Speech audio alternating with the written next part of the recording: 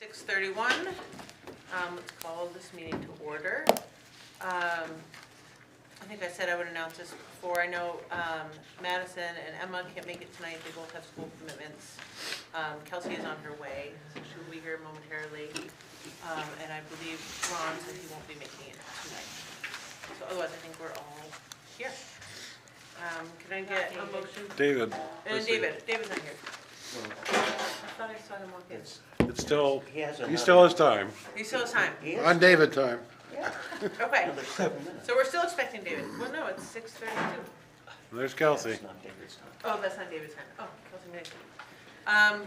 Great. Can we get a motion to I approve the move agenda? to approve the agenda. I'll second that. Jim, any changes to the agenda tonight? Sorry. Hearing none. All those in favor of approving the agenda, please signify by saying aye. Aye. Aye. Any nays or abstentions? No. Agenda passes. 10 minutes for public comment. Anybody from the public would like to speak? That includes anyone online. Not seeing anyone, so we can go ahead.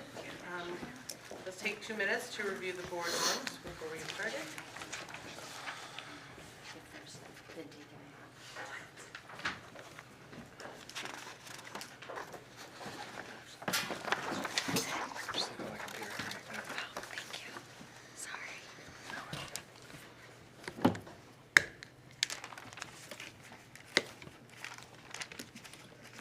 I will take a moment to say that I recognize our first bullet point, which is respect time, and I'll do my best to push us along tonight so we can get there. The consent agenda, can I get a motion? I move the consent agenda. Second.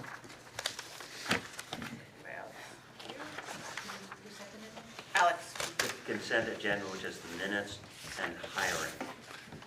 any discussion on the? But there is no hiring, right? No, Okay, all in favor of approving the consent agenda, please say aye. Aye. Any nays or abstentions? I move the acceptance of the policy committee's minutes, and only the policy committee can vote. Needs to be seconded. Second. And then I guess I'll call for the vote, and there were Sure. only 3 of us that were there. Aye. Aye, Aye. unanimous. Great. But I'm not officially on it yet, right? We don't know. No, but we have made several suggestions, and it's later in the meeting, unless you'd like to consider it. Well, it's covered in the minutes, it says. It is covered in minutes, and Mr. Wilson was not formally appointed by you to the policy committee, and I had joked that maybe you could do that so that we could meet with him, Ceremony? and, Well, Jubilee? I'm happy to appoint you right now, Tom, if that works, if that's All right. okay. okay, All right, thank you. Welcome to our August committee. okay, moving on to executive limitations. Board recognition is up first. And- Okay, so I want to take a moment. February is the meeting, the month in which we really take a focused moment to thank the board for their work. And I commented in my superintendent report about if there was ever a year that you deserved recognition for your work on this board, it's this year. And for those of you who don't know, being on a school board is A joy. Exhilarating. there you go, joy, Interesting. exhilarating, interesting, Thankless. thankless, exciting, complicated, and worthy, yeah. There's so many words to describe this work, and the level of commitment and thoughtfulness and student-centered decision-making that this board makes is second to none. So from the bottom of my heart, thank you all for your incredibly dedicated work. You make a huge, huge difference in the lives of the kids and families in this community, and I'm not sure you always recognize or feel that, but you do, and your work really, really matters. So all board members have a certificate. It's definitely not as groovy as a pair of socks, but I They tried to hang get it on the your so- refrigerator They until. tried to get the socks again. Or a pint of Ben and Jerry's. There's probably a whole lot of things that the certificate is not quite as groovy as, but thank you all for everything you do. So here's to another great year. Very For those of you who are not continuing on the board for a host of reasons, thank you very, very much for your service. And I wish you all the best, and feel free to come to any meetings you would like in the future. We welcome your smiley, supportive faces. No. Thank you, That Rachel. should be a requirement. You can't leave the board unless you agree to go to at least 3 meetings the next year. Google Meets. You can still see my name in my picture. Okay, moving on to monitoring of policy 2.4, financial planning and budgeting. Yep, so this is a monitoring report for all of you to review. You'll give feedback on it, we'll present at the next meeting, but if you have questions, I'm happy to answer them. Can you say that one more time? We'll get feedback as in, You'll be providing feedback and discussing it at the next meeting. okay, Those of you who are here, but this is for your information at this meeting. Okay? great. Notice it was tailored to this year. We try to tailor it to each year, to update it and review and go over, I go over all the policies with whoever the people in our office that are applicable and review what we're doing, if practices have changed. And, in public education, there's a very strong check and balance system that is required, whether it's, the audits that you see or, the grant requirements that are approved for federal and state grants that are approved through the Agency of Ed. And so there's a strong system in place automatically for any public funds. But we have a strong internal system. We actually have some sort of audit tomorrow, I think, for federal funds internally through the AOE. So it's ongoing. Thank you. Sure. And next is the distribution of monthly updates from the superintendent. So I covered a lot of topics in here, and I would like to kind of highlight a couple of things. And I spoke with Ben last week. Was it last week or the week before? I don't remember.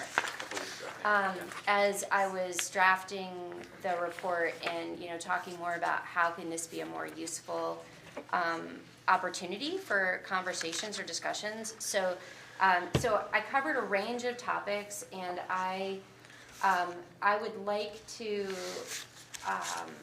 kind of talk through a couple of these and open it up for if anybody on the board, if there's one of the topics that I cover or one that I don't, that you would like to maybe have a discussion about as a board with me informally for a few minutes. We're going to see how this goes. If not, that's fine too, but we wanted to open it up.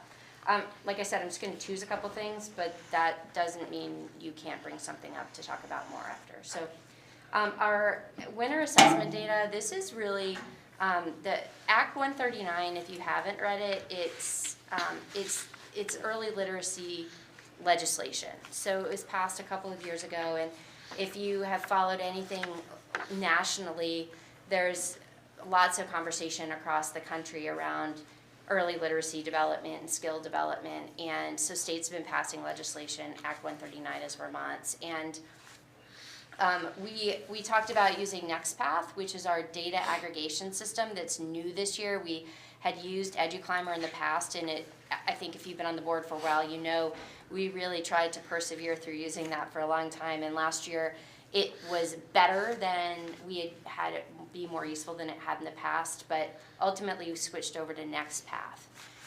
So it's a system that takes all of our state data, our local assessment data, our behavioral data, attendance data, IEP status, intervention status, takes everything we know about how schools, the SU students perform on a wide range of measures, and it aggregates it longitudinally. And the system is designed to be able to help you identify patterns and trends in your data in a much more efficient way than you can when it's manual, for a lack of a better word, when you're trying to run numbers together. So with Act 139, with the requirements around our literacy assessment and Next Path, we're able to see a lot more information. So when I wrote this, we weren't yet completed with testing, and now we're completed with testing, but then when I was reviewing it earlier this week, I have some questions. There's some inaccuracies, so we're going to continue to look at it. So what I'm going to say, I don't want us necessarily to draw any conclusions about the data right now because there's still some inconsistencies. But one of the things that I highlighted here that we saw were we're seeing greater proficiency levels in our students. That in the past we had much higher numbers of students who would have qualified for intervention at grades K to 3, but as you know, as a board, we adopted new curriculum that's really standards-based, it's raising the floor of the instruction we're giving, and so we're seeing fewer kids that would kind of meet that threshold of criteria for needing intervention than we have in the past. So it's a really, really positive indicator, and we're seeing that continue even with the data that's coming through. We saw performance of because of our the size of subpopulations, we often have to look at subgroups as a whole. Because the N size is too small, I can't sort of pull out a certain smaller subgroup with the system. So that's common in Vermont, so we look at historically marginalized students. That's kind of a group of students who represent more marginalized identities. And we're seeing really great growth and proficiency in those populations at the elementary levels, which is also a really nice indicator. Can I ask a clarifying question about Sure. that, your report? You say historically marginalized population of students is outperforming non-historically marginalized students in this particular assessment. Do you mean as far as growth? I assume not as far as growth and not percentage of proficient. It is percentage of proficient, but Wow. but it's a small population. Okay. So and I don't know that there's a lot we can do with that data right now, but we're going to continue to monitor it. Wow. So yeah, because we have some subpopulations that are 100% proficient because they're so small. We have to keep diving into it more than I have so far, but All right. Are we going to be able to see some of these data? we have next month we have our update in the middle Okay. of the year data, so you will see some of it. We typically present the SU data at the SU meeting, so I generally say that's the time to really see the disaggregated data, because we don't often do it by district just because we want the N size in order to protect the information. And really, this is a change, I recall in the past that we were trying to, close the gap. Now Yeah. we're saying the gap's flipped. No, there Is is no that- gap. It's not, and like I said, we're still working on a lot of the data right now, so please don't. Again, the numbers being Yeah, really small. there's means something weird you that we were can't looking at yesterday, and I was questioning, so we're diving into it again. So that's what I'm saying. I don't want us to dive in, I don't want us to take this information as Yep. the be-all and end-all, because there's still questions I have about what it looks like. And then, because this board has talked a lot about boys, we didn't see as much growth in K to 3 fall to winter growth, and growth in particular in boys as we did for girls. That happens sometimes. We're going to continue to monitor it, but I'm going to go back in with Skylar and Guillaume, and we're going to really do a deep dive I just think it's super exciting to be able to have access to the type of information now that we haven't had in the past. And it's clear that artificial intelligence is offering systems a way to quickly disaggregate data, aggregate data, look at it in a way we haven't been able to before. So anyway, so that's one of the things I wanted to highlight for you. I had a question about that too. Do you want to wait till the whole thing, or do you want to go through one? Is it specifically about the data from the winter assessment? Yes. Yeah, you can, okay. No, I don't care. No, go ahead. No. I had the same, I was looking at the same sentence Jonathan was looking at, although he understood it apparently and I don't. What's the difference between non-historically marginalized students and historically marginalized populations? Yep, so historically marginalized populations include subgroups of kids by, like, students who qualify for free and reduced lunch versus students who don't qualify for free and reduced lunch. Students who are white versus students who are not white. That can be broken down into different racial categories. Students who are English language learners versus students who English is their predominant language. So any subgroup, Right. one represents a marginalized population and one is like historically marginalized versus a non-historically Historically marginalized would be poverty oriented possibly? Correct. And give me an example of non-historically. Students who are not economically disadvantaged. Well, that's everybody else's. Everybody And else. white, Correct. Okay. and white, Huh? and white, right, And white. pretty much? Well, right, he's doing the comparison of students who qualify for free and reduced lunch. Well, it says non-historically marginalized. What makes them marginalized? Just because of their, Poverty status, because they're more, they have at-risk factors. so I'm saying that some are, it says, it's used the term marginalized in both.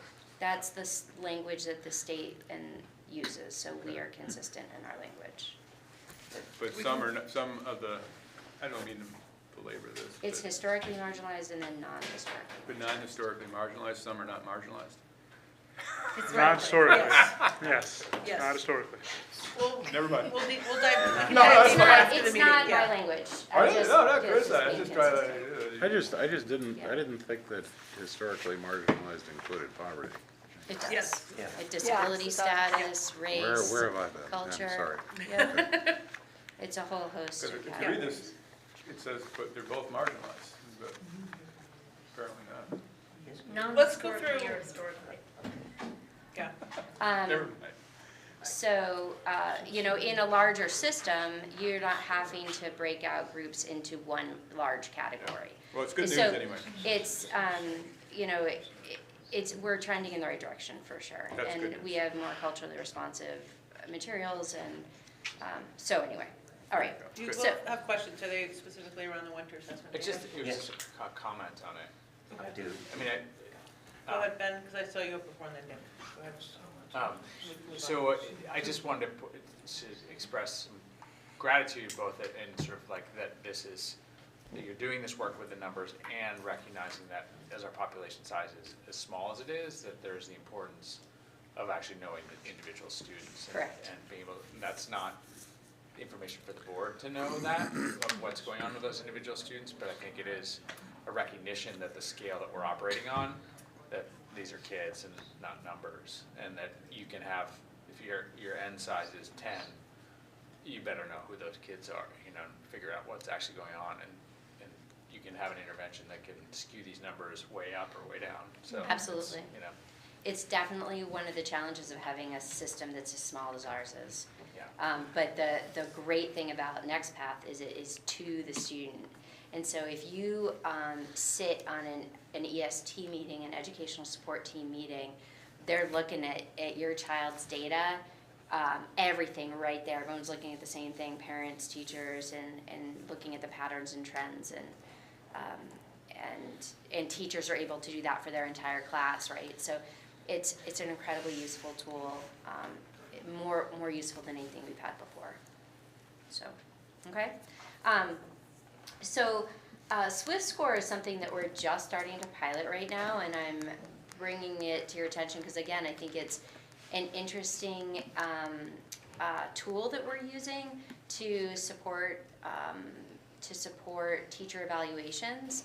So the system is designed to have a very standard approach to helping a principal or somebody who's doing an evaluation of a teacher do observations, be able to make comments about things that they're seeing or on different domains within the evaluation system, and then take that information and identify themes quickly and the behaviors and the actions that are happening, be able to highlight the real strengths of what that person is doing, as well as areas to continue, like growth edges for them, patterns and instruction, and it's a tool that is going to really support the teacher evaluation system. We're just piloting it right now, giving it a try in a few different places to see how it goes, but it's going to be an interesting addition to the evaluation process. Systems that are using it right now, both teachers and administrators are super, super happy with the role it's playing and the way it's supporting the evaluation process. So I'll just make one, I guess 2 more quick comments. So I have it on here bus cameras. I also want to let you know that we're updating cameras within our buildings as well. And the system we have in place is much better in some buildings than what we've had in the past, and actually been incredibly useful, even just last week with us being able to see something outside of a building. And the bus cameras, as I said, the system was super antiquated. You can read, it continues to be really frustrating for principals to be able to access footage, and increasingly we do want to look at what's happening. We often get very, very different perspectives of what happened in a situation between different parties, and cameras have been very useful for us to be able to see what actually happened. And so updating the system is important, and I feel very good about the collaboration between our tech department and transportation on the bus cameras. And also, I don't have details yet, but we are going to be hosting a public forum on February 18th. This has come to fruition from conversations I've had with a few parents who've reached out and just said, look, like, we're just feeling really kind of helpless right now as parents. We're just unsure how to navigate things that are happening. Are you looking for an internet password? Yeah. Okay. I just shared it with Ben. April, can you just put your hand up? I don't know what it is, April in but here? I shared If it. somebody needs it, April can come and give it to you if somebody still doesn't have it. Sorry it took me that long to figure out what was going on. I'm sorry about Sorry. that. We're trying not to be rude, and we end up being ruder by trying to figure it out. I'm No, sorry. it's fine. It's important. Everybody's all set now? Okay, so I've worked with our social workers, and they've got a great plan. This is not topic specific. It is much more approaches, how to support your kids. If they're bringing things to your attention, you're not quite sure what to do or how to respond, strategies and approaches to support both you and your children. So we'll be doing that on February 18th. We're not entirely sure of the location. We're thinking maybe the Manchester Library, but I'm not entirely That's sure. public forums for families, you said? in Yeah, Manchester, it'll be for maybe? families and inviting Okay. teachers and board members as well, so. Kelsey, do you have a comment? I have 2 comments. One, I think it would be great if we could offer childcare if we're gonna do a public forum like this. I think this is a great idea.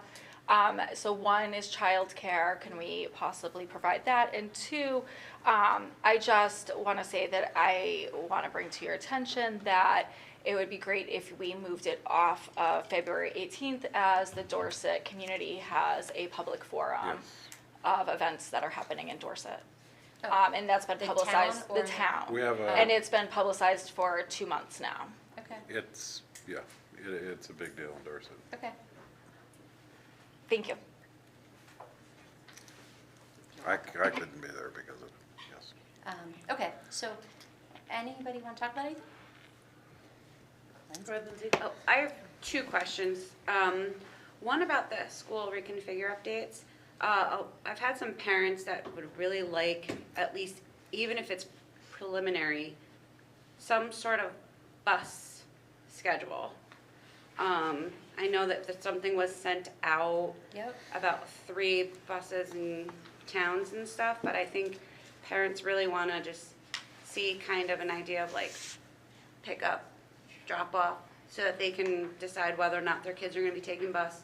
If not, figure out after school type of situations. And then 2, it's also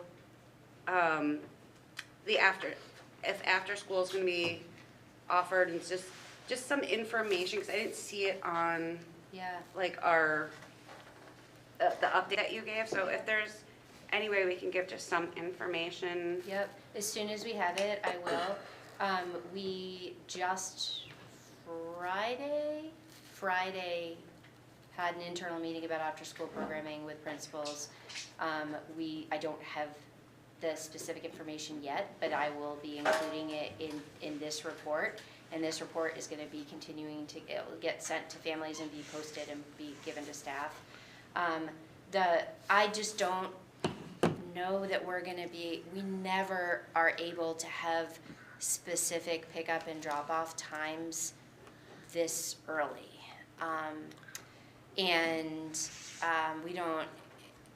We're working on it. I'm nervous about putting something out that we know is not going to be the same in a few months.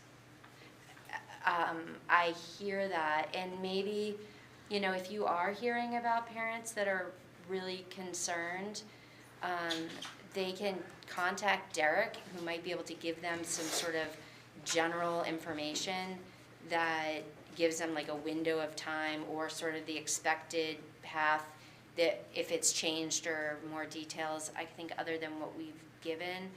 I'm just really hesitant because I feel like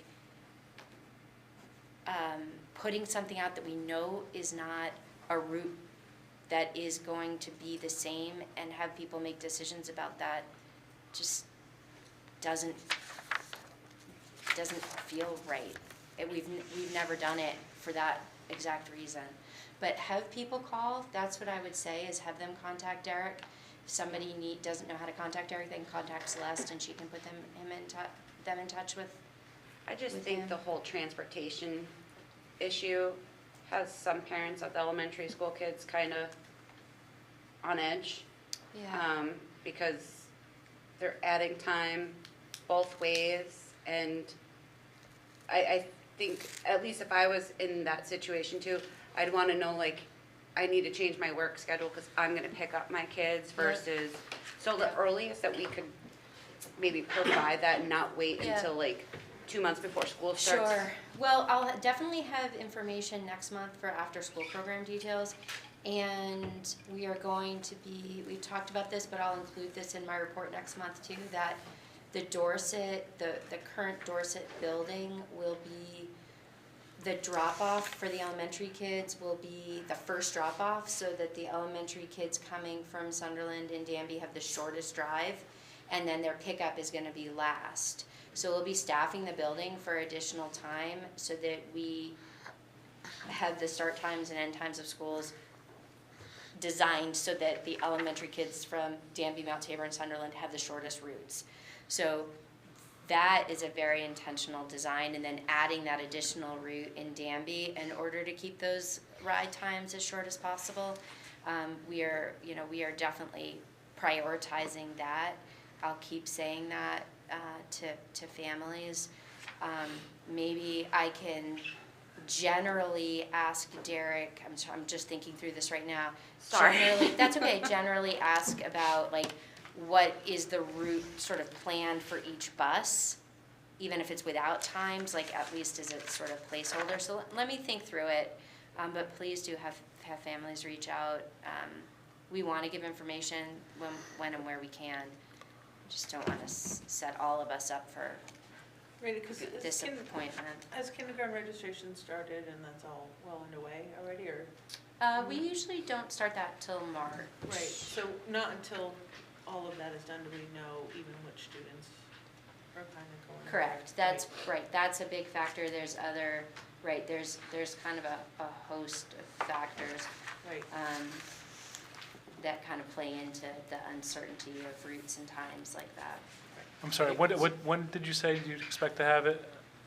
When's the typical time that the bus routes are done? I just missed it, I'm sorry. Well, they're usually not done until over the summer, they're not finalized. We're Okay. gonna do everything we can to get them finalized as far as routes go and estimates, you know. And when is the, Out this spring, but sorry, I'm jumping this, when is our slated bond vote date? well, it'll probably be November. I was Okay. supposed to have a meeting tomorrow, but I think it might be canceled, rescheduled, but, Thursday? yeah. Okay. I think it might be It's rescheduled. November, Okay. okay. I think, Randy, just because, and normally this wouldn't, like, this is getting into the weeds for the board to get into bus routes and whatnot, but because it's reconfiguration, it feels appropriate, and it's an issue that's been raised. But if, the thing I was thinking about, and was if Derek could mock up even like, if we were to run the buses this year with the student population we have, what would the bus routes be? Because he has those numbers, he has all that data. Just say, this is gonna change next year based on the population, but this is what we would have done this year. Like, to be able to say that to people, so then they can look at it and be like, okay. Don't you feel like that's Just feels raising so tricky. expectations? Yeah, or putting in a lot of work that isn't gonna, he's gonna have to read.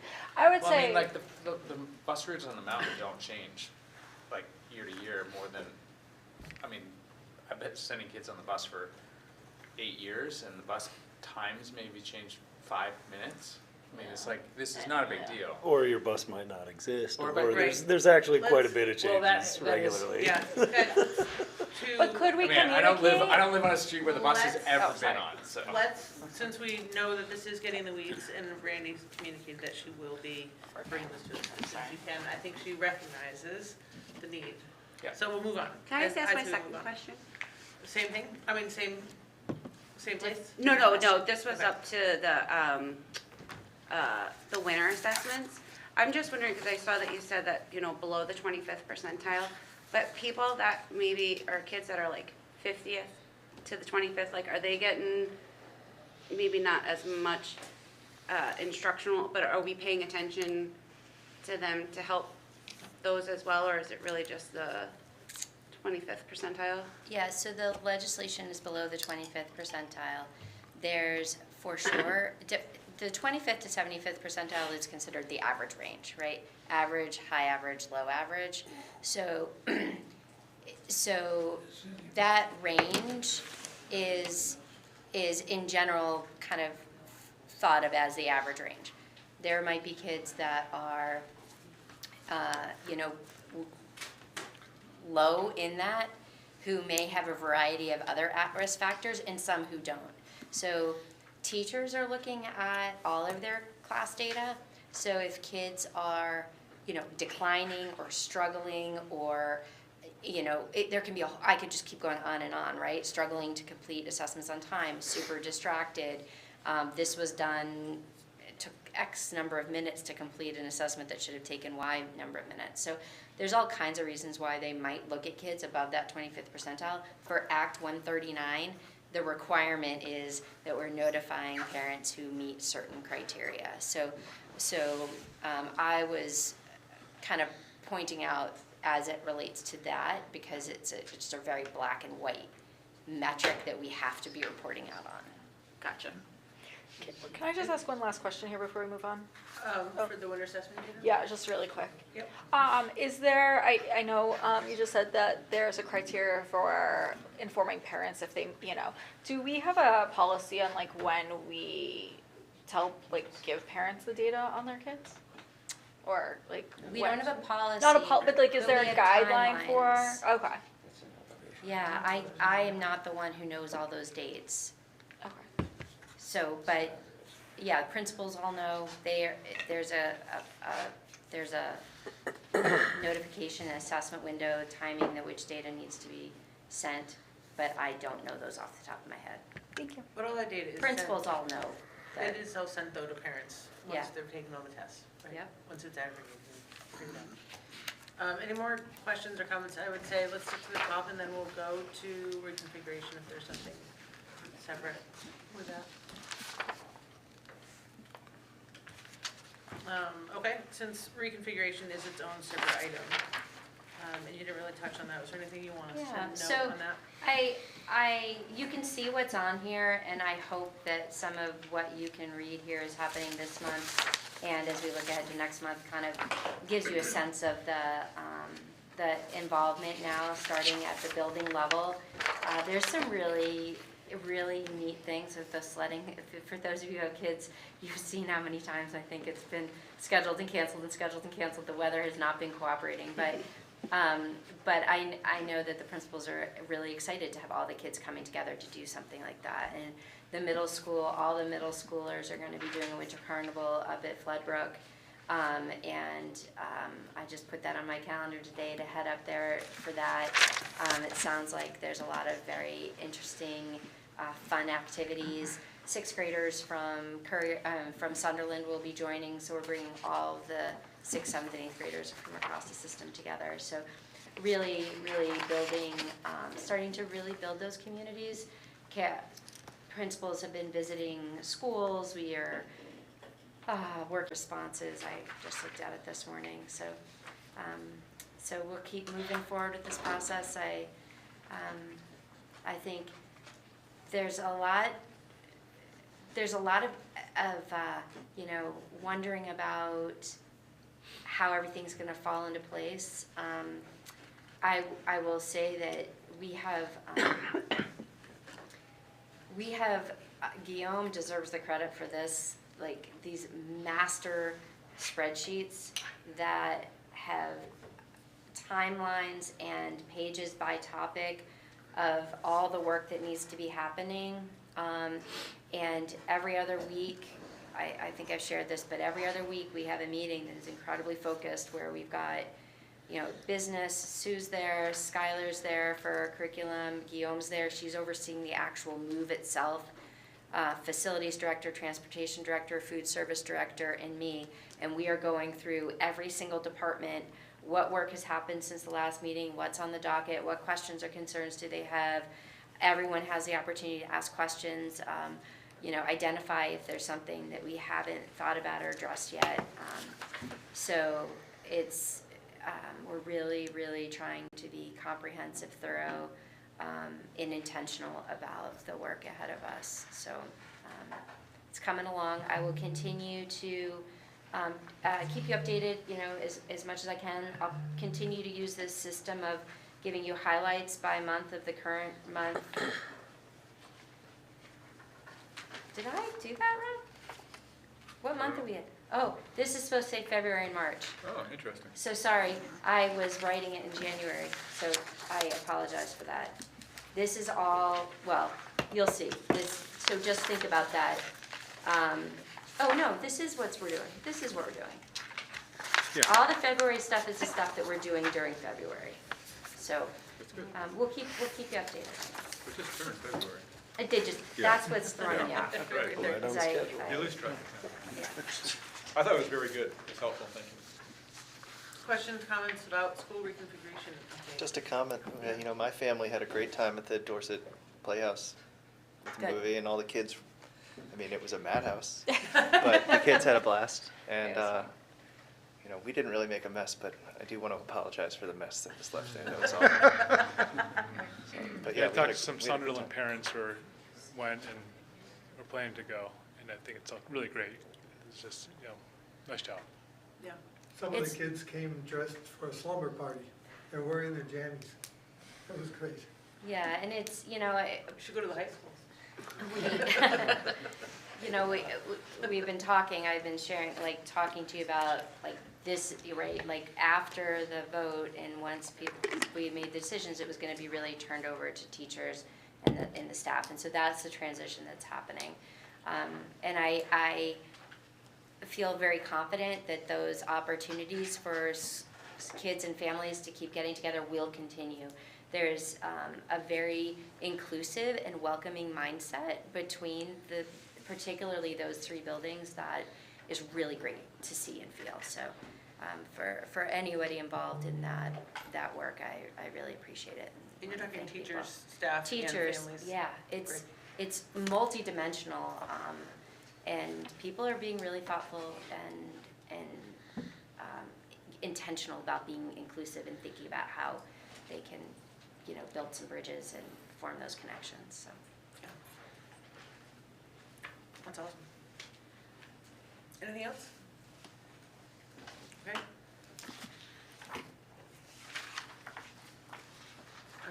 Governance process, discussion and action item, policy committee recommendations. We spent some very uncomfortable moments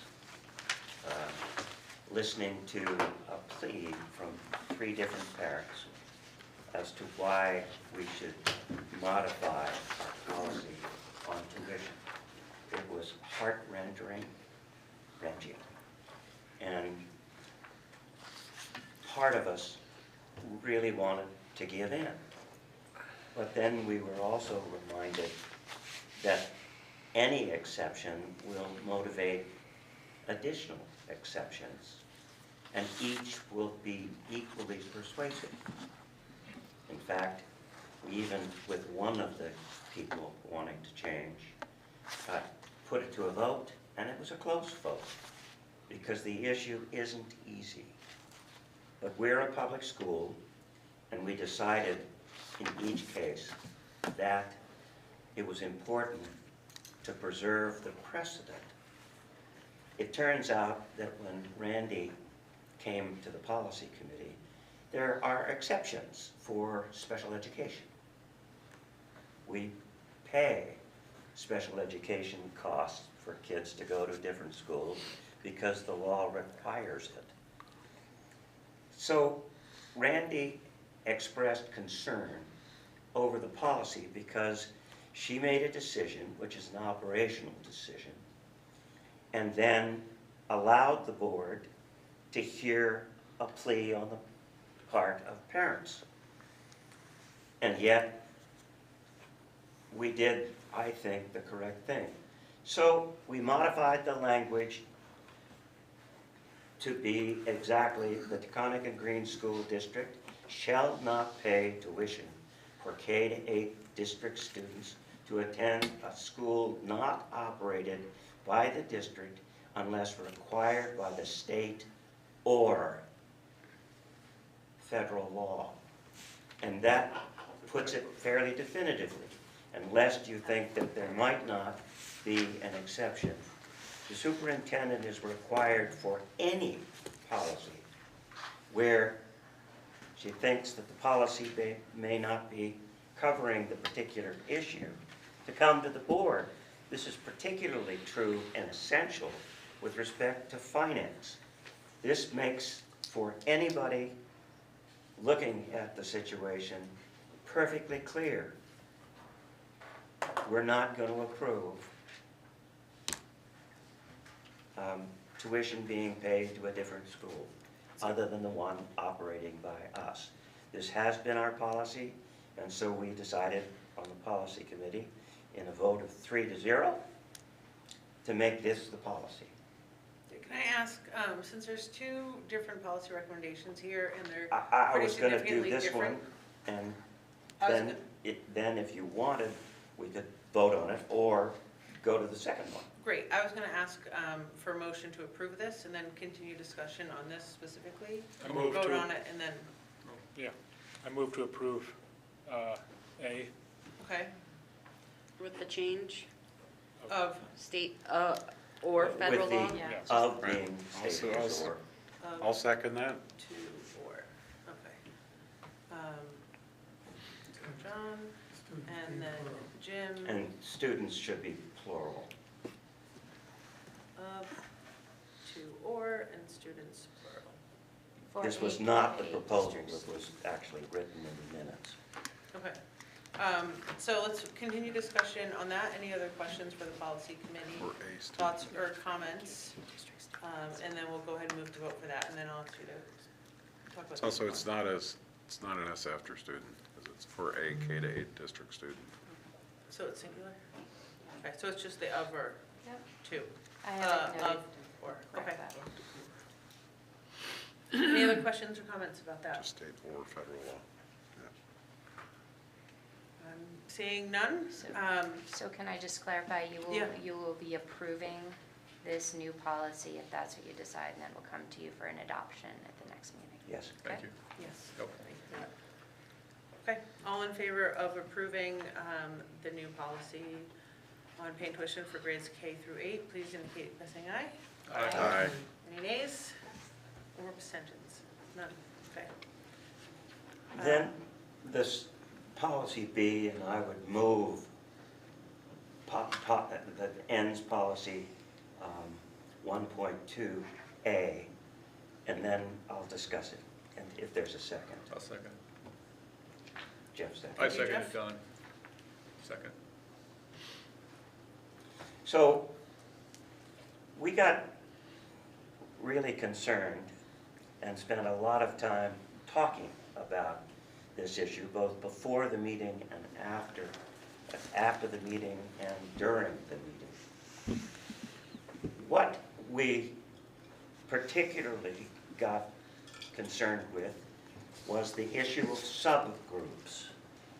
Now, a subgroup could be boys. In the 1980s and 70s, the subject was really the inequity provided to girls that was current at that particular time. I was a teacher, so we got very concerned about how we were not treating appropriately the way girls traditionally learned, and that we needed to take a look at the pedagogy and the curriculum and the whole business of making that particular subgroup entitled and feeling good about contributing and learning what they needed to learn in ways that appealed to them. The same, if you've done some of the work that John suggested, may be true of boys at this particular point. And then we began to get concerned with, wait a minute, we as a board set policy. It is up to the superintendent, as section 2.4, to put operational legs around the particular policy, to interpret what it means and to interpret how, in this particular case, she would reorganize, organize, study how possibly some subgroups, English is a second language, poverty kids, etc., might be being disadvantaged by the way we're approaching our pedagogy or our curriculum. And so therefore, we were reluctant, as I said in the minutes, to design the policy that we wanted, because we didn't want to, as a board, to get into the business of how it operated, what the evidence was. What we wanted to do was say, if there is some subgroup that can be identified as a policy, we would like that identified to the board, along with, appropriately, as the superintendent would, give curricular or pedagogical changes in the way we as a public school system work in order to give every student, regardless of subgroup, an opportunity to be successful. And the language that Randy came up with is listed here. And it's, if there is disproportionality in performance within any subgroup, the district will respond by taking action to address the disproportionality. Now, I didn't copy 1.2 here. I thought maybe Celeste would, but this means that, yes, we as a board, as a matter of policy, want the superintendent to make sure that there's no disadvantage being offered by curriculum or practice or pedagogy to any one group that explains why they're not being as successful as they might be.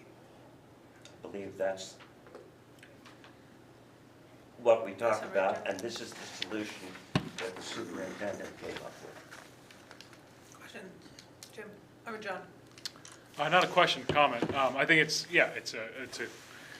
I like it. I think it's a little too narrow as far as limited to performance. I think that expanding that to address our global ends, and, I want to know, I think the academic performance is great, but I think is there disproportionality as far as the global ends, like lifelong dispositions of lifelong learning, social, emotional, and personal learning, and even really important for me is disciplinary actions, right? So I suggest including those things in there, and here's the language that I'm not going to offer the amendment yet, but if I do offer the amendment, here's the language I think is more encompassing. If there's this disproportionality within any subgroup regarding academic performance, the development of global ends, or the application of disciplinary action, the district will respond by taking action to address the root causes of this disproportionality. So I think, again, the performance is good, but expanding the scope of that. We did discuss making this a part of 4.0 rather than 1.2. But one of the critical issues is with global ends and also with discipline is coming up with verifiable data to base disproportionality on may be a little more difficult. We discussed whether it belonged in 4.0 as a global ends or earlier in 1. The academic piece is clearly based on the testing that we heard about today, being looked at in new and different ways to try and come up with ways of improving students. I'm not disagreeing with your amendment, but it was discussed, and it has to do with what constitutes the data. But The data for disciplinary will be very clear. Okay. Yeah, John, we it's don't have anything in, infractions, it's suspensions, we have, expulsions. Okay. but there's nothing in our HENS policy regarding discipline specifically at all, so that would be a complete addition. We do have social, emotional, and personal learning, and I'm going to read that just for the board. Students will develop self-awareness and relational skills to effectively enhance their own performance, communications, and collaborations with others in the world around them. I would assume that anything that is outside of that realm would cause disciplinary action typically, right? Because I hear you, and I want to add that rather than, if we want to be all encompassing, the very last line of our global ends policy says, and it's not point of 1 point anything, it's the very last line. Students will demonstrate the diverse range of skills and dispositions in 1.1, 1.2, 1.3 through relevant, engaging, and real-world applications. It seems that we could add the line, if there is disproportionality in performance within any subgroup, the district will respond by taking action to address the disproportionality. If we added that as the very last line, it would include 1.1, 1.2, 1.3, which is the lifelong learning, academic achievement, and social, emotional, and personal learning. Okay, I gotta pull up see if I have the policy. What is that 1 point? It's the very last line. Mel had it in her email that went out the other day. Let's see if I can. It was an Oh, yeah. attachment to the email. But read the sentence with this again, and I would modify my motion. So you Yeah, The ends policy 1.2 is what it states. right. But if we move the sentence To to the where very Mel at the very end, and we make that the motion, I think it accomplishes Okay. a lot of what we're looking yeah, for. I'll go But ahead I- and read it again, just so that everybody, okay. Sorry, I don't have Understands. the internet, I can't pull it back up or the final sentence of our global ends policy 1.0, actually 1.0 is global ends, 1.1 defines dispositions for lifelong learners, 1.2 defines academic achievement, and 1.3 defines social, emotional, and personal learning, which talks about relational skills, self-awareness, et cetera. And then there is a final line to the entire policy that says, and I'm going to read it, and then I'll let you know where I'm adding in the other statement. Students will demonstrate the diverse range of skills and dispositions in 1.1, 1.2, and 1.3 through relevant, engaging, real-world applications. And then we can add, if there is disproportionality in performance within any subgroup, the district will respond by taking action to address the disproportionality. I would move to amend my original motion to that. Okay. And Jeff, you're probably gonna agree. I would accede to that. Does that mean Yeah, you I- agree? I agree with that. I Accede. still feel, yeah, I think it's great. I think we're still, I think disciplinary action, whether it's here or somewhere else, the disproportionality of disciplinary action is very important. If that exists, that is. I think that's I mean, I think, I hear you, John, and I think that is a metric that can be used to, Yeah. as an indicator Right. here. But why not be explicit about why do we, Because there's just well, a lot, why, if there are a lot that's, of things we could get specific about as metrics, and I think that's where Randy needs to come up with, take our policy and say this is the practice, and one of the metrics in the Because practice that is gonna be. probably discipline ties into social, emotional, Yeah. Right. so, I mean, Yeah. And we don't explicitly Attendance. define it right now, even what disciplinary action is, right? So Mhm. without that definition or any kind of other backup to pull that out specifically feels, to me, it doesn't feel right because there's just so many components to yeah, it. but the fact that we've never even discussed this as a board, we've never even looked at data of disciplinary action amongst any subgroups, makes me think that we won't talk about it if we aren't explicit about it. And the fact that boys nationwide face disciplinary action at a much higher rate than girls in schools, and then you have, especially boys of minority populations, at an even greater rate. So I'm just trying to be assertive here that, I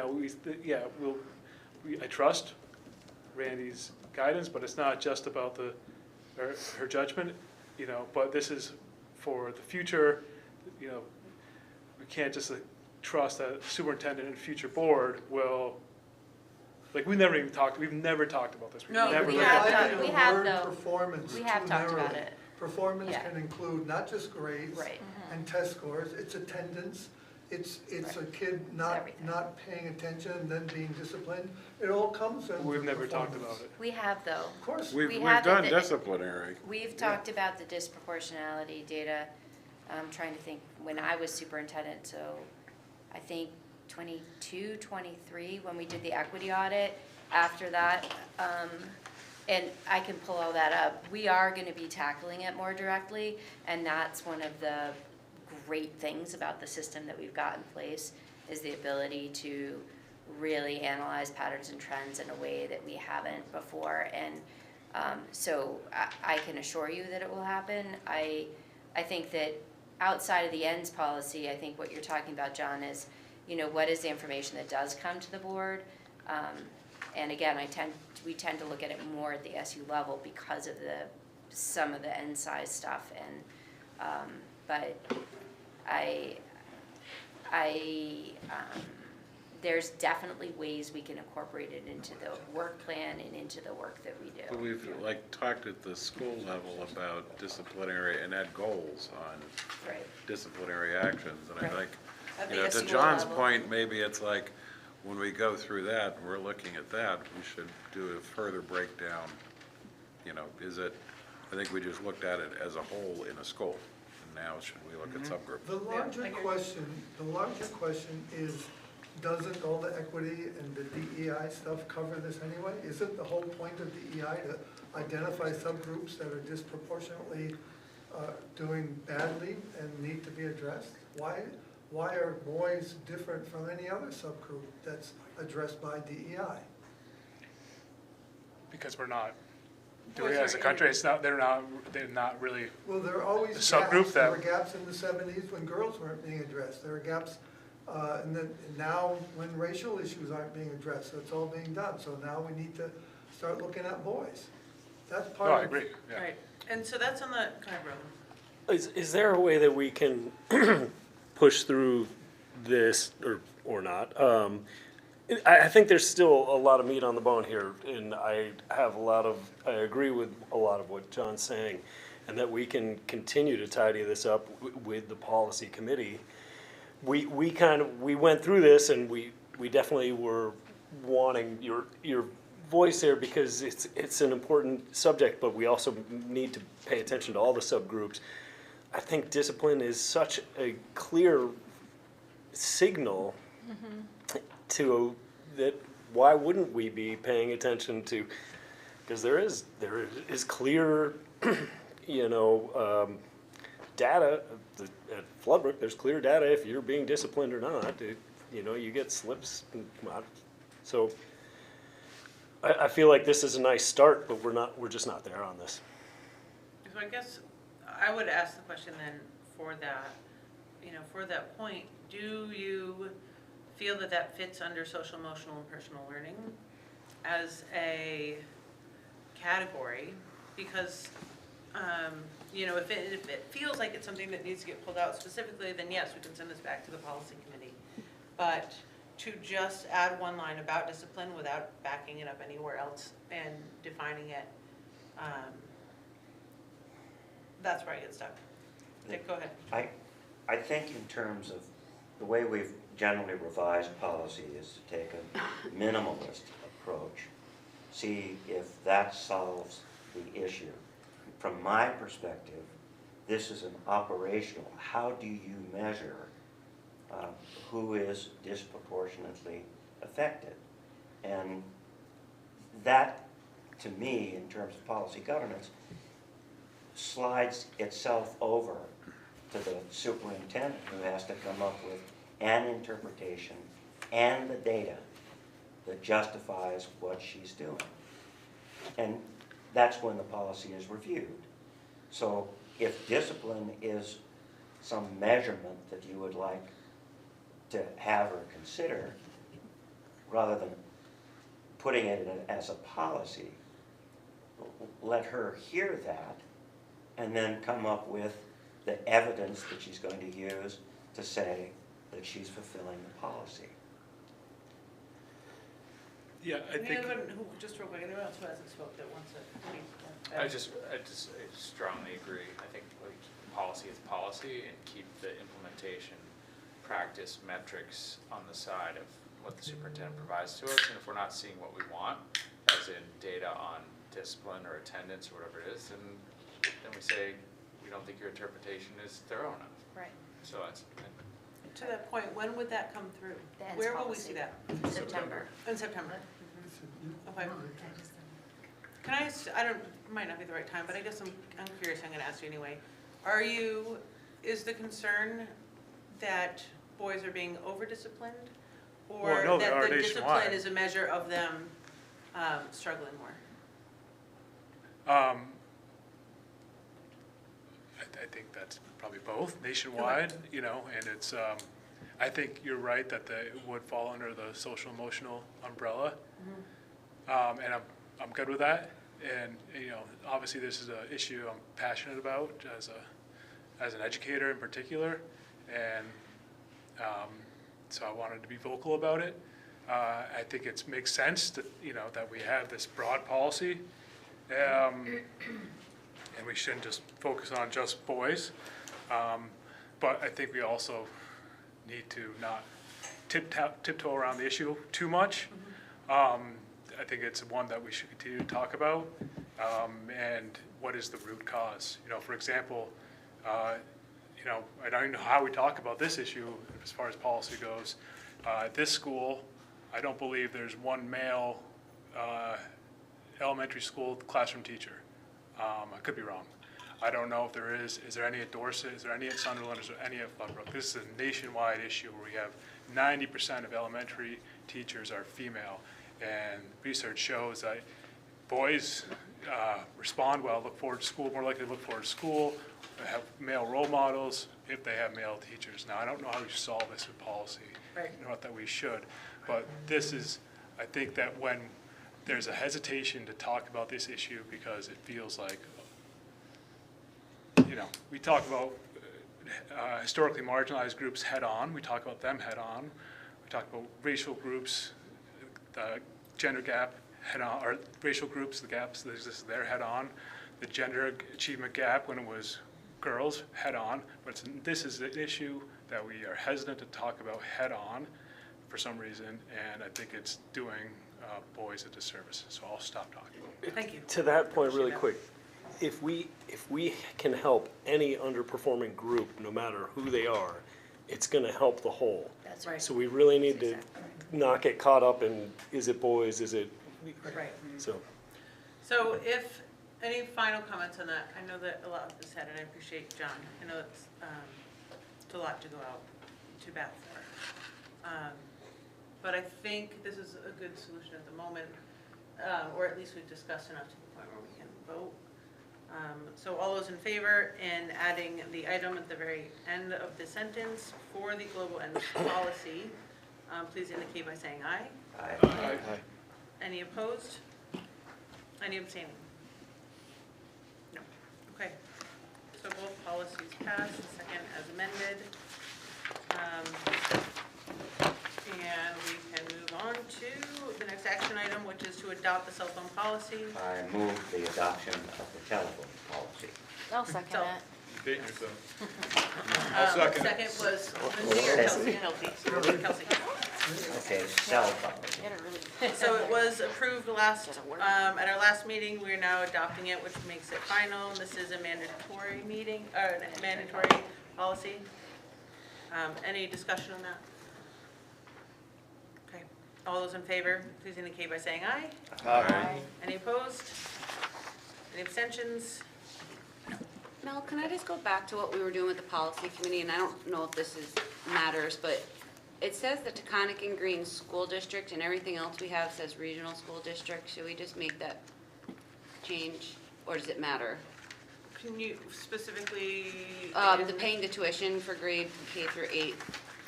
Oh. Good point. Sorry, Taconic Grade it was School just something I District. was, Sorry. It's a good pickup. I just don't know if it matters. Who wrote that? Technically I'm not correct. sure. It's a ministerial change. Where does it say regional? Well, everything else we talk about Everything. systems. That is our official Okay, so- name, Yeah. so. We'll just It says it right up above at the top of the page. Oh, Taconic Green Regional School District. I see what you're saying. says it. Okay. Yeah, and it doesn't say, so I don't know Yes. if it matters. Yes, so that will get added in with the of, to, or. Okay. Thank you, Lindsay, for bringing that up. Cell phone policy adopted, annual meeting preparation. Our annual meeting is March 1st at Sunderland School. At our last meeting, we approved the annual meeting warnings. So nothing has been changed there. We do have, We met with John. I'll talk about that. we did meet with John O'Keefe. Oh, yeah. I don't know that I have any notes necessarily to share. 2 years other than ago, what we met we were there half an hour early to greet people and set ourselves up in tables with people being allowed and permitted to come and talk to us about a topic that was mentioned. Last year, I believe, we changed that to just general mingling, greeting, and letting individual parents talk to us, and we showed up a half an hour early. That's what we've done Right. to try and promote more conversation. We have not discussed whether or not we want to do that again.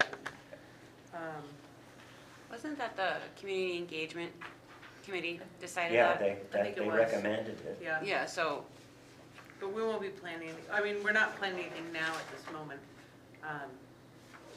The meeting, I guess I would, rather than say that we have to, or that we should, anybody is welcome to come.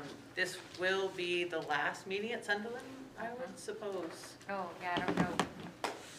I don't, Let me I forgot at the to look work ahead. plan. I haven't looked either. We don't have the work plan finished, Yeah. but,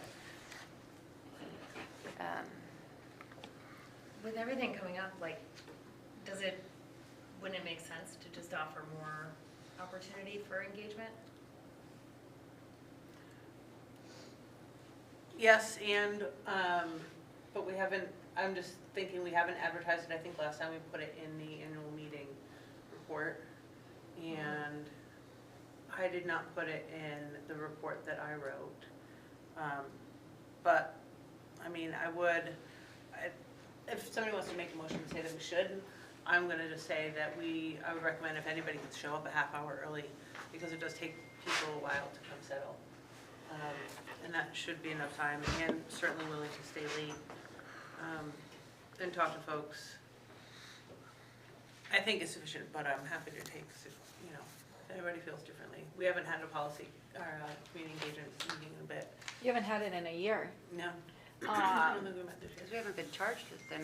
But I wonder if we should be charged with it coming forward because we haven't done any coffee chat. We haven't Right. done anything. And then, Well, in March, we can start new committees. I'll be doing more, Doing that.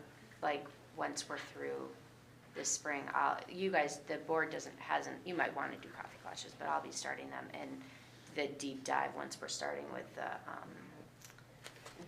the push for the bond, so, but I think that all will, you know, once we We're gonna have get to that a point, lot I of- think there's gonna be a lot for the community engagement committee to do Right. in conjunction with. but I feel like we should do more community engagement before we even do the bond vote because I think people are hesitant about the changes next year and we're gonna see a lot of people jump ship for middle school because we haven't been as open. I mean, I know we're sending out emails and stuff, but I just feel like we're not meeting with people to like have their questions and concerns addressed. And yes, they could reach out, but again, that's more work on their part. Like I'm always in the camp of we can always communicate more and like do more all the time, but I know it's a lot. I do think there's appetite for casual, like, encounters that don't feel super structured, that is definitely what I feel like I've heard from the community, is just having the ability to talk to board members, is helpful, so I agree, In a friendly way. I think In a that would be friendly way helpful. and- One thing I think we have to be careful about though is, you know, as with, we're talking about transportation and stuff, you know, questions, we can collect questions that we can't answer right now, but we're probably gonna get a lot of questions that we really can't answer right now. It's good for us to collect, it's good for us to collect those, They but, like being heard, though, I mean, like, Yeah. you know, I mean, the fact that we're interested in. oh, I hearing agree, what we the should questions have, are. we should have those meetings, but Yeah. I think to get the most out of them, we're gonna have to recognize that we may be a little limited in giving, For sure. you know, cause like on the bond, you know, it'll be like, you know, we haven't done the financial analysis on, you know, we So can't let's- provide that. Yeah. Well, then let's, I say can- that anybody that can come to the meeting, go ahead and come a half hour early. And I can send something out to families, we can put stuff on, Bob Niles is on here, we can put stuff on social media, you know, even, we can get stuff out next week. Okay. I can have, principals put things in their newsletters, so we can get the message out. It won't be, you know, maybe as, whatever, I don't really remember what we did a couple years ago, but I think there's still time. And it was I have helpful, but they to- weren't hugely, Yeah, there weren't very many people that came, but who knows what it'll be like this year. Just so you know, I've got Meadowies before that, before TNGs, so you're probably gonna be on your own, because I don't think I'll be able to get over it in time, so just transparency on that I'm running from one annual meeting to the next annual meeting that night, so. yeah, and Randy and I met with John O'Keefe, who was moderating this year, which is a change, right? This is his first year, 'cause last year. That'd be fine. Yeah, I think it's been great. We talked a little bit about order of operations, Process. typically process, right? You know, to note, typically Mark Tashin from EBA gets up and speaks kind of at the beginning. We've asked him to speak when it comes down to the point where we're actually voting on, or discussing the Australian ballot vote of the BBA tuition, so he'll be speaking then. So hopefully he'll be there if folks have questions about that we can't answer anyway. So if he is available for those questions, it just seems like the appropriate time to do that. Generally, questions are directed at the moderator, and Randy or myself will answer them. Trying to think what other process things, other than we're just going to try to be real specific about sticking to the topic as they come up, as opposed to doing a recap in the beginning. If that makes sense. Traditionally, don't we have who nominates and seconds, the moderator, clerk, treasurer?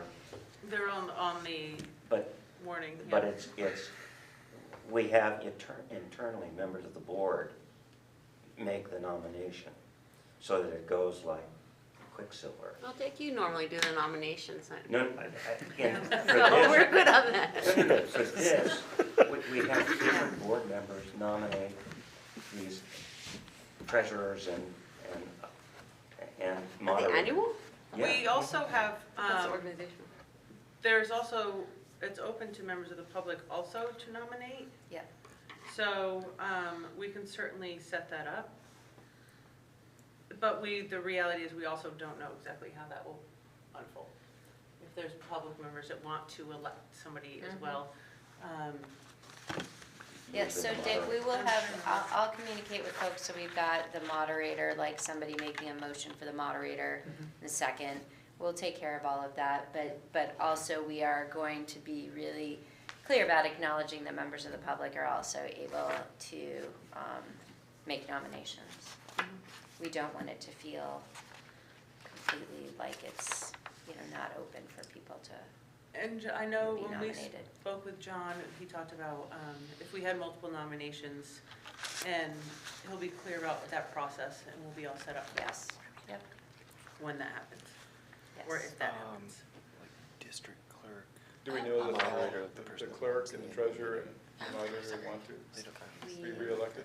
We do, That's Okay, actual good. rules. there may be other interest as well. Other than the So, moderator who has to run the annual. You understand that? yeah. He introduces Randy, he Um, introduces Melanie. As he far introduces as, I guess that's it for the annual meeting specifically. Any other questions or thoughts on that, the annual meeting? I'm assuming, well, not, doesn't matter, never mind. Election update is next. A couple things on this.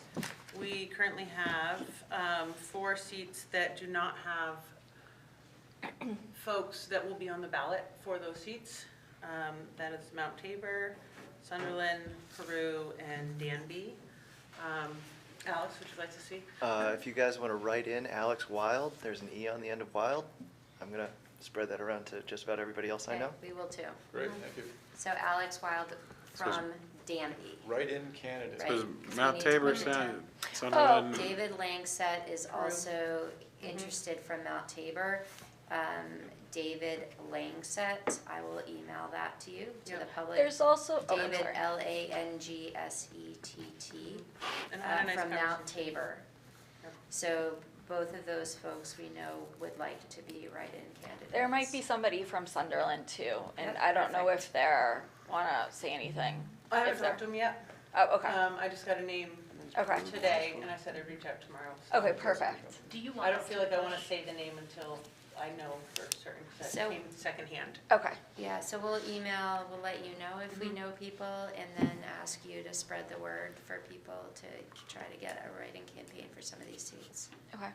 I am just wondering if you want us, if we have ideas about other people in our Yeah. town, you want us to put them in touch with you and have you? You can have them talk to me or talk to you or whatever Okay. is comfortable for them. Especially if they have questions, they might want to hear from you how it's Yeah, been yeah, going. Well, I feel But, like yeah. after I've talked to them, if you. Got it, Yeah. sure. Yeah, happily, happy to talk, have a Which discussion. towns? Sorry, Peru. Sunderland, Peru. Okay. Peru, Dorset, and Mount Tabor. Dorset. I'm sorry, Danby. Uh, But Danby, Just keeping it I was real. like, isn't that Jim? Nobody? there must be Sunderland. somebody, I think it's Jim. Jim. right? Yeah. yes, yes, Right? and I thought I was on the ballot, but, I think you are. Yeah, I believe you are. The other thing, I sent out an email last week. Since I will not be running and I'm currently the chair, that will leave a position open for a chair to be elected in the March meeting. I sent out kind of the policy with the outline of what the role of the chair is. I thought it might be helpful to the board if there's any questions about that, and if Dick and David would offer just a few sentences about the role of the vice chair, not the clerk, as it's been. It's not very clearly defined in policy, other than that they go to the agenda planning meetings. I'm happy to start. I think we should start from the bottom up, and the clerk is definitely on the bottom. I made a few notes. Basically, you're right. All the clerk really essentially does is make sure that the minutes, Reflect the meeting. let's see, ensure that the minutes are complete and accurate, and then also participate in agenda planning meetings. And my approach to that is to ensure that all aspects of any discussion or issue that comes up be raised. So I don't have to be, I'm not the chair, so I'm not defining the roles and who's supposed to talk to or set the tone and all the rest. But if I'm listening and I see something being left out, like you raised your issue about boys, then I raise that and say, well, have we thought about this, and how does this fit in, and that sort of thing. And I think that's part of the role of the clerk, as well as the minutes and attending meetings. Okay. Dick, do you want to speak for the vice chair? I think the vice chair is prepared to step in should the chair not attend a particular meeting and run the meeting. The vice chair, in the way I've construed it, it is there to make obvious motions so that the meeting doesn't drag with the chair saying, may I have a motion to, and then follow that up with, and now may I have a second. Generally, I've assumed that role, but I also assume, because I listen carefully to everybody, and when it seems like we're achieving a consensus, I oftentimes, with Herb and Melanie, say, are we ready for a motion? We seem to be repeating ourselves. Right. And so I make the motion, and usually Herb, when he doesn't know, or Melanie, when she doesn't know, that we are ready, asks you if you're ready. And if the general group says, yeah, we're ready, then I make the motion. And I phrase the motion as best I can to create a consensus around what I've heard. And that immediately, almost always, gets revised. And that's appropriate, and that's good. But it gets us to the point where instead of a general debate on the issue, we're now debating the specifics about what it is we actually want to do. And then we make the vote, and either we adopt it or we don't. And then we move on to the next topic. The other thing that I do is back up or as vice chair, back up and look around and try and take a quick poll as to who voted yes or who might have voted no. Because when you're sitting in the hot seat, trying to look and see who has raised their hand and at what time, it's not as easy as I thought it would be. Much more different than calling on kids in class, where you're looking at every kid and praying that someone will volunteer to speak. And if not, creating a situation in which someone has to speak because they so radically disagree with something I've said that they're going to. So, but I've managed a classroom for 41 years. It's a participatory group, and as we were looking out at audiences, I would often identify over on this side, if Melanie were looking at that side, and vice versa, who had raised their hands and look at the sheet, and much to her shock and horror, interrupt her thinking by reminding her who had raised their hands. All right, thank you. The chair's been defined. I'll just give a quick kind of update, some other things that take some time, because it takes some time. There's a number of policies and even just meetings I think that we have had this year around the middle school and planning. And I'm not alone in a lot of those meetings. There's often been people pulled in, but I think as a chair, I felt like it was kind of important that the chairs abreast of most of the things that were happening. The chairs of the BRSU have a little ad hoc groups that we get together and discuss when legislature is getting feisty and coming up with plans. So we've been meeting on Thursday nights quite frequently for an hour on Zoom, which has been hugely helpful. So you can look forward to that, which is pretty great. And then the agenda planning, which is the agenda is built by the SU. And then the clerk, the chair, and the vice clerk will get together, discuss it, figure out what the order of operations is, what's the best way for us to approach this for the public and for us. And that's it. Oh, in addition to reaching out to members and just supporting kind of the members when there's questions ahead of time or things that are unclear in the agenda, as well as reaching out to members when we don't see them or we have questions about how things are going with them. So I'm happy to answer any questions. I think Dick and David would be also don't feel like you have to ask questions now. Happy to answer questions later. But because the meeting in March will be a reorg meeting, and it might be helpful not to have any crazy surprises, I thought it might be worth asking if anybody's willing to step into any of those roles and publicly state it here for the board so that the board can consider who they might want to be appointing come March. So I guess I would say, what would you like to offer? I would seriously like to continue as a member of the executive committee, but I've been the vice chair for a number of years and have, because I'm retired, enough time to attend lots of meetings. I recognize the chair and the vice chair are different jobs. Your role is very much different, and that the chair basically is the runner of the meeting, but also make sure that absolutely everyone is heard and has an opportunity to get their point of view on the table without repeating too much of the same thing that has been said a lot. And so I would be interested, and I have the time, to Be the chair. be the chair. Thank you, Dick. Jeff?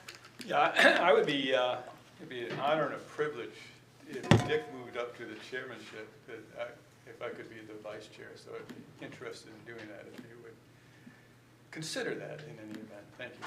Okay. Can I ask a question? Would you have to be the vice chair if Dick moved, like, would you, never mind, never mind. I don't know. Anybody else interested in stepping into the chair role? I just want to say that I think that this is an opportunity for new blood. And I've been here since the beginning of the Taconic and Green. And so that brings continuity. And so is Dick, and so you have continuity. But it's been great to have some fresh ideas. Melanie's approach has been, she was here in the beginning and then she left for a while. So when she came back, in many ways, it was new blood. So I would have other people consider looking at being the chair as well. Yeah, I am interested in being chair, but it's a larger conversation I would need to have with my family too, about the time commitment. But also, it wouldn't make sense for both it wouldn't look good for both my dad and I to be Yeah, probably so, not. but, it's something I have been considering and will continue To to be consider continued. and talk with my family. Okay. Vice Chair? If John was serious about running as chairperson, and you would then not be the vice chair, I would not, let's see, then if he was Either elected chair, I would not, non-nepotism I would not pursue the vice you need chair. another person. I would consider, I don't have time to be the chair right now, but I could, Okay. I could serve in another, like, vice chair or clerk position. I'm not looking to oust anybody in particular, I'm just. Yes. Would be possible and I'd be interested. Yeah, and I'm trying to go about this in the most friendly way possible, just to make sure that it is a conversation on the table, and just to orchestrate you guys having conversations amongst yourself also. Anybody else that might be interested in the clerk role? I'm still interested. Great. If you needed somebody,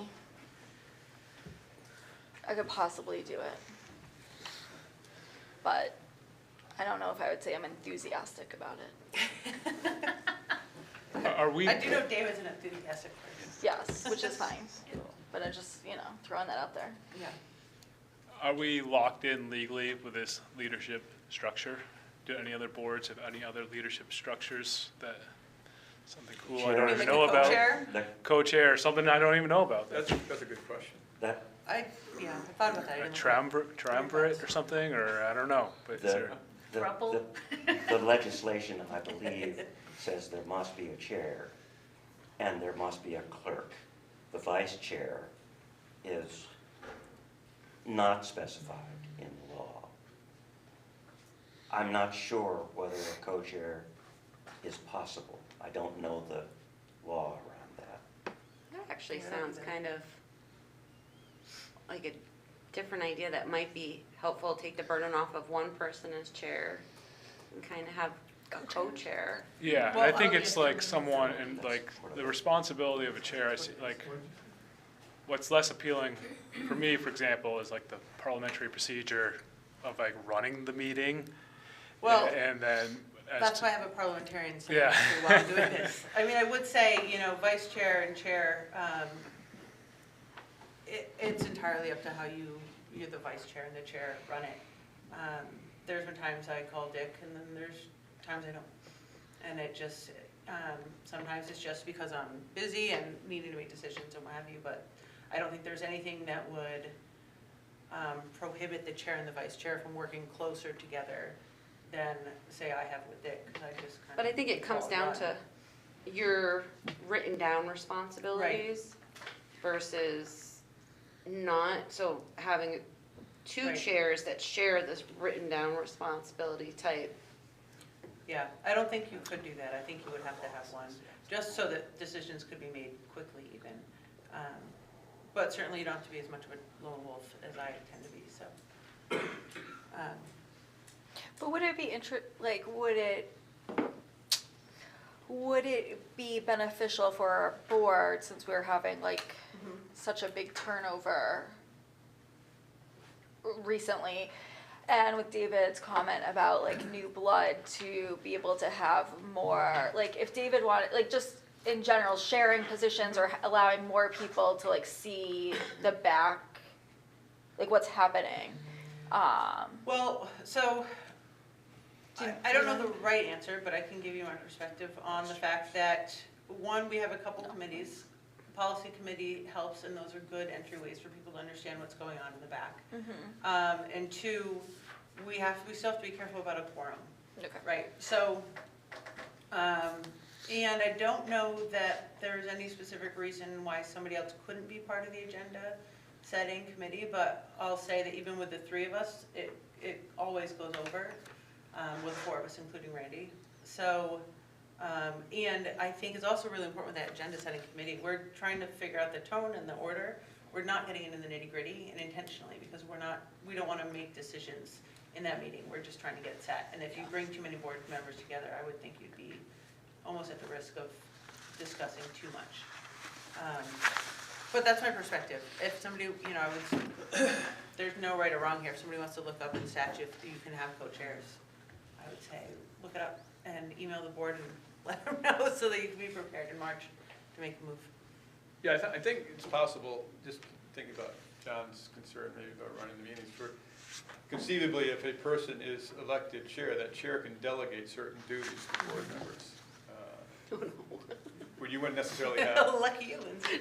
where you wouldn't necessarily have co-chairs, but you'd have the ability to, you know, share some of the burden possibly. Just a thought, just a random thought. Right. And I was on the committee that we'll be kind of speaking about later, but I wasn't a chair at the time when I got on that. Though I did even at that point pass on that duty to Lindsay, thank you very much. If there's nothing else on that, I think we can let that Can we lie just- and you guys can think. No, again, your chair? I have down Chair? that, I'd be vice chair if Dick was no longer vice chair. I would, Okay. and if John was not chair. So I'd have a couple of conditions, I guess, on my potential Right. aspirations. I wrote down. Or I could just pull back altogether. Dick and John as potential options, but John's not certain. Ben said he'd be interested in serving with John, since Jeff could not be vice chair or would not be the vice chair if John was chair. And then Kelsey and David are both willing to serve in that capacity, at least But David as more of willing. today. Huh? David's more enthusiastic. But Yeah. David's more enthusiastic. That has been. I'm not trying to sway anything here. I'm just trying to read what I wrote. I was just, if you need a body. Yeah, if you. Another Um, issue that gives me pause is being an employee of BBA, and you've handled it with elegance, and, you know, and, you've done. It's tricky. But I'm just wondering if that is an issue that For the board? rest of the board finds, you know, too sticky of a wicket, you know, for. And I think that's a good question, but let's Yeah. leave that one for people emailing you and asking your Okay. thoughts. I'm happy to talk to you about it or anybody, but rather get into that right now. Yep. In the weeds, if that makes sense. Unless the board really wants to talk about that right now, but I think we Well, I should would move just on. say that quick thing, that if it was an issue, then wouldn't the vice Right. step in? So, to me, I'll it be quick. wouldn't be an issue as long as the vice isn't also associated with BBA. Who's gonna look Or up if the there's statute? conflict of interest, there's policy to deal with that as well. Who can, who You is? probably could is- find out I've heard- from the VSBA. Yeah. Okay. Legislative update. Okay, Oh, I'm sorry, distribution of the work plan is in the agenda. Any questions, thoughts, comments, changes?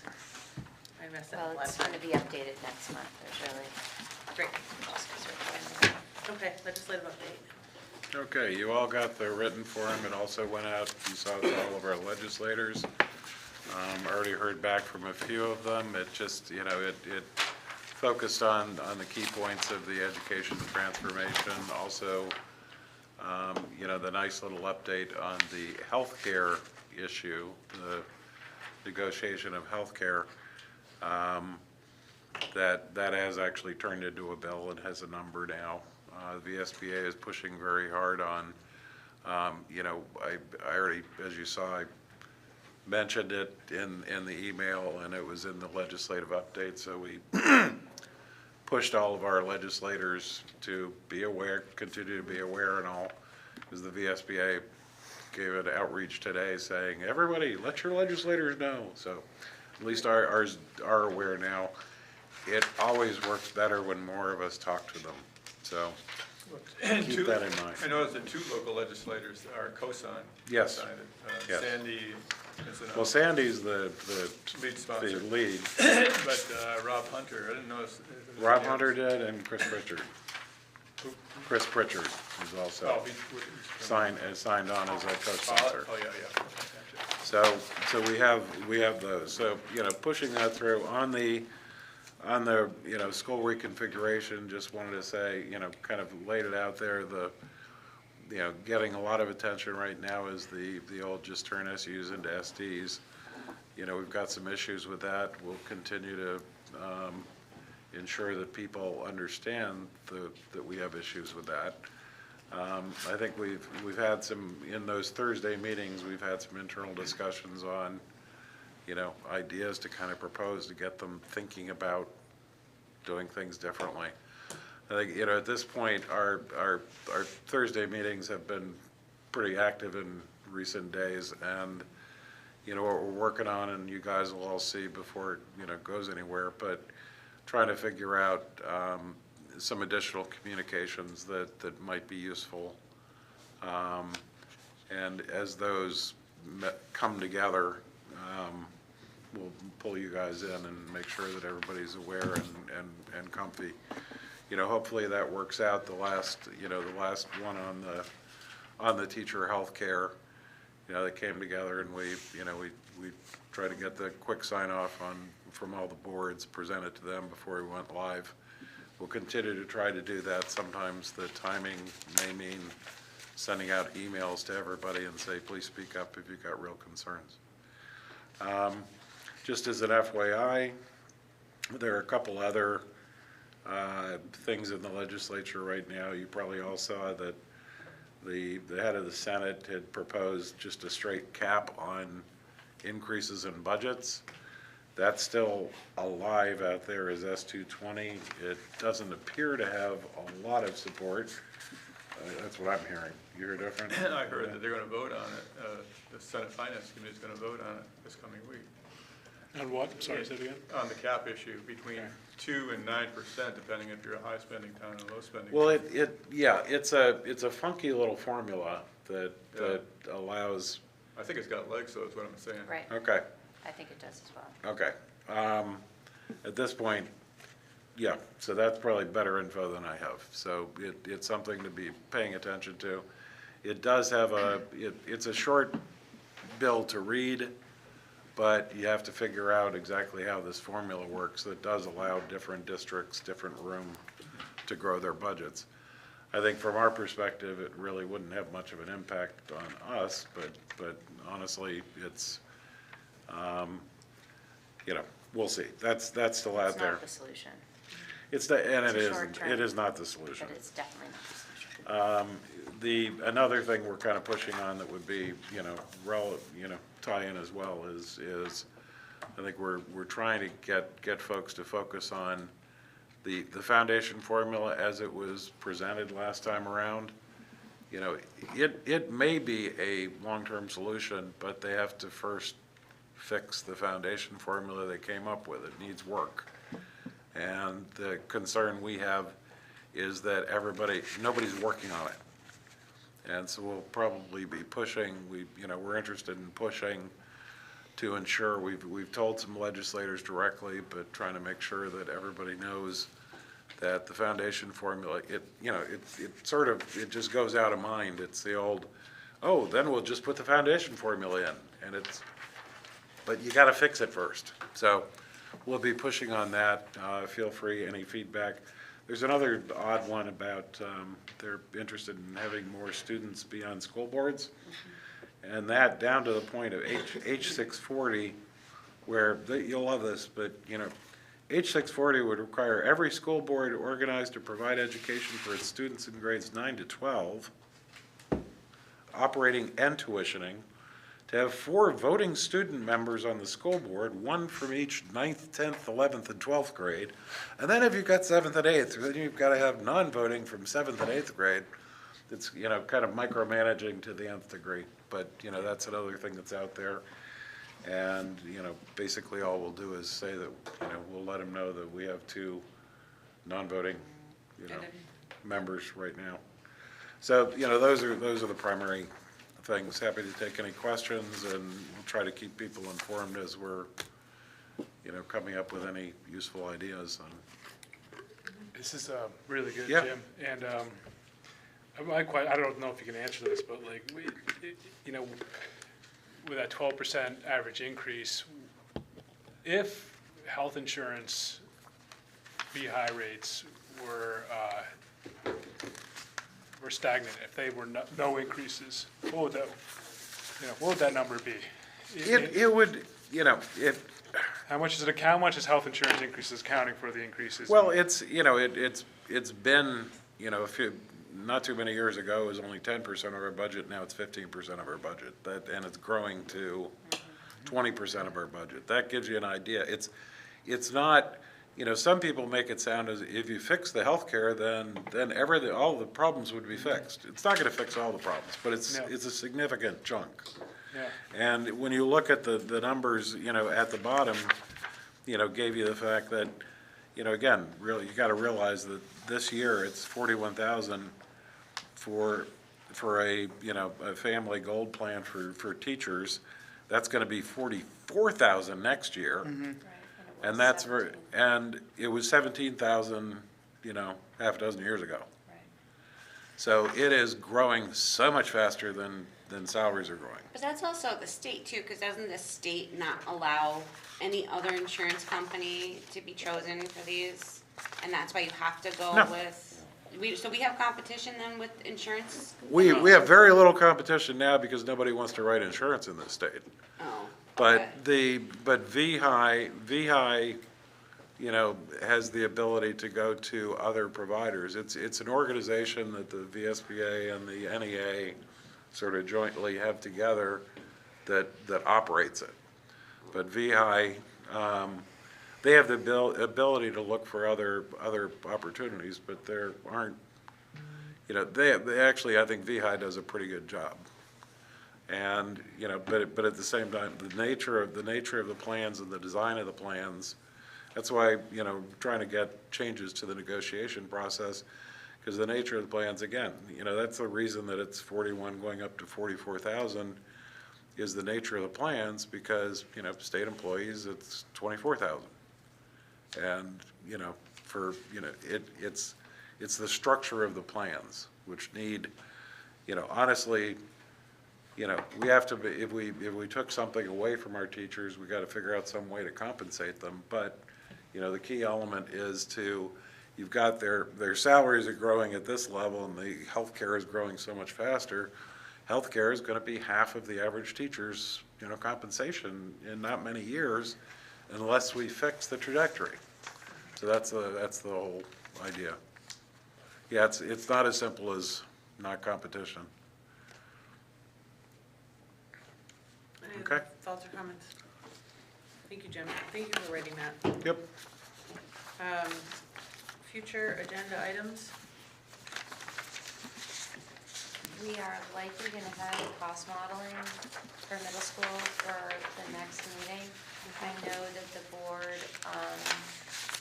wanted at least 2 weeks ahead of time to see the information, so if we can't, we have a meeting this week, but they don't have final numbers, so if we can't get that to you, then we won't do the modeling until April meeting, but we're doing all we can to get it to you at least 2 weeks before the March meeting.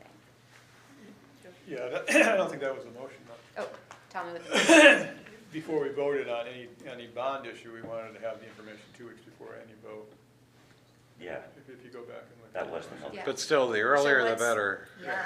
So I'm just saying, I don't think you're restricted by. So you're saying if the cost modeling Oh, comes if we through were days voting, before? if we were gonna be voting at the March meeting, you wanted it 2 weeks before. Well, Yeah, I know. well, 2 weeks before we set a vote for a bond vote. So if the bond vote's in November, we have to set a warning for that November meeting. We would do that, a couple months probably before, 6 weeks before. We'd want to have the cost modeling done 2 weeks, 8 weeks before the It's meeting. gonna take us some time, longer than 2 Right. weeks to I'm just figure it saying, out. Yeah, you're gonna have. If a- it's not ready by the next meeting, doesn't mean you have to have it 2 weeks before the next meeting. Okay, for the first review. I thought that the No. intention was that people wanted enough time No. to look at it. Fine, that's perfect. Right. Okay, good, good. I agree. Okay. All right. Thank All right. you. Can I step, sorry, Yeah. who writes the actual text on the ballot when they go to do the bond vote? council usually. Yeah. What do you mean by who writes the text? Like what we're voting on as voters when we go. How the warning gets How written. does- So you will vote on the warning gets drafted by legal and with this, I think, state's attorney's office, whatever the language is that's required. Yeah. And then it comes to you for review and signing off on the warning, like you did for the warning you just signed off on. I think the parameters of what can and cannot be in, I think it's pretty well explicit in statute, Okay. what the bond language has to be on the warning, I believe. And bond counsel would be very concerned if one tried to deviate too much from that. Or at all. Yeah, Kelsey. Can we put something on there about whether we vote to have like the community engagement, what committee get Future together, agenda? or just like just on the agenda so we can talk about it for how we're gonna approach the community. I think in the that'll next year. be part of the reorg anyway, because normally we build committees at that meeting, Okay. I believe, right? Yeah, in March. So if, Well, I know we built the committee last March, but we never actually Right, did which anything with that happens. one. So I'm saying Yeah. like, can we actually? I think you have to bring the okay, request, right? Okay, well, I'm gonna bring the request for Yeah. the next meeting now, so we remember. request for community engagement discussion. Okay, public comment. I have Sure. a question for Jim, actually. In the bottom of the last page of your paper, you're saying that the PRSU accounts for 30% of the total public tuition students attending independent schools. Is that? That was that's from months back, right? That memo. Yeah, that's from last time. Yeah, that Well, was, that was in the package that I saw. not in this package, but No, on the last. yeah, okay, yeah. I'm just curious, is there other supervisory unions that have the same percentage of outsourcing? No, it was 30%, just based upon how many students are tuition to, do we pay public tuition to high schools in the state of Vermont? And how many are, T&G students going to, our schools? That was, it was my calculation. It's not a number I got anywhere. It was just like, we have, it's like you have X thousand of kids who are going to high school tuition to independent schools in the state of Vermont, and how many of those students are ours, and I calculated it at 30%. So I would guess that we're big, like a St. Johnsbury that has a lot of students. They also have a lot of districts sending them to St. Johnsbury. So we're probably outsized. But, the point was intended to be that, if you're talking about, people talk in such generalities about, all the money we're spending, sending these, from our public school districts to these independent schools. I'm just trying to say, for high school, we're like 30% of the states, kids that are being sent to, sent with tuition to independent schools. And so what we think about it probably is relevant. Yeah, Yep. thank you. I see no other public comment. Board self-evaluation is in your packet. You have a link. You can continue to use the same link that you have gotten from email from me. It is the same form. It goes to the same place. I will share that with Randy, so you can share it with the next chair. Happy So to. happy to continue to use that, and I'll take my name off it, and I won't see. There we go. Before item 13, I'm just gonna say out loud, our next meeting dates, our annual meeting is Sunday, March 1st, 2026. Sunday? Yeah. Yep. Yeah, we agreed. Because the Because of votes the- on, town meeting's on Tuesday. Monday and the vote's on Tuesday, right? Yeah. I really hope I don't miss that. So Sunday, March 1st, 2026, 7 p.m. Sunderland Elementary School.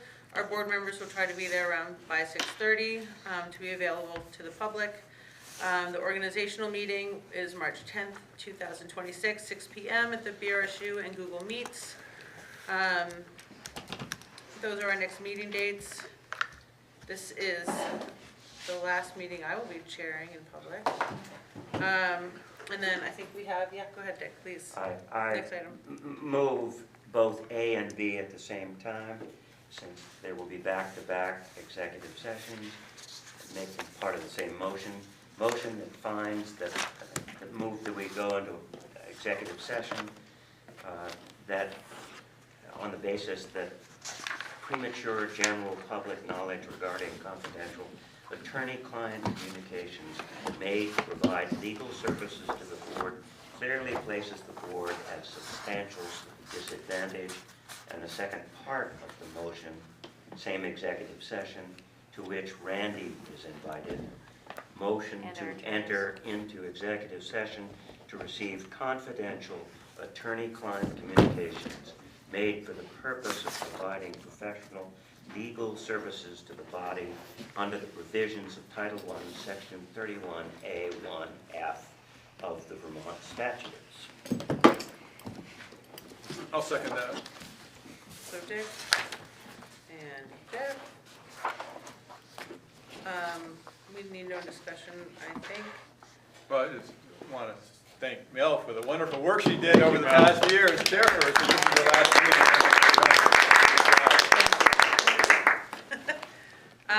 All in favor of going into executive session, please say aye. Aye. Any opposed? Any abstentions? Okay. So I have 8:28 going into executive session. John,